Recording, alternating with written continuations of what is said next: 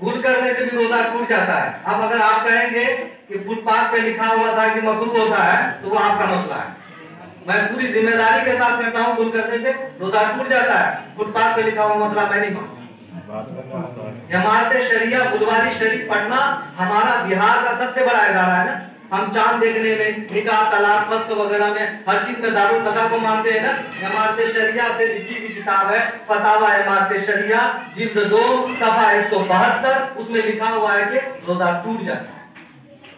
अब किसी ने कभी एक कैलेंडर में लिख दिया था, अब बाकी लोग उसी कैलेंडर को देख देख करके छापते जा रहे हैं, तहकीक नहीं कर रहे हैं, मक्खी पे मक्खी मार रहे हैं, और हमने उसको देख करके अपना मसला बना लिया। तो आप उस वक्त तक माजूर थे जब तक आपको नहीं बताया गया था। जब आपको बताया जा रहा है तहकीक के साथ, तो ये झगड़ा छोड़ दीजिए, अपनी अकल लगाना बंद कीजिए। रोजा टूट जाता है, खैनी से टूट जाता है, बीड़ी पीते हैं, धुआं बाहर फेंक देते हैं, फिर भी टूट जाता है। क्यों? इन चीजों में चाहे आप बाहर फेंक देते हैं, लेकिन इसके अज्जा अंदर जाते हैं, और थोड़ा सा भी अज्जा अंदर जाने से टूट जाता है।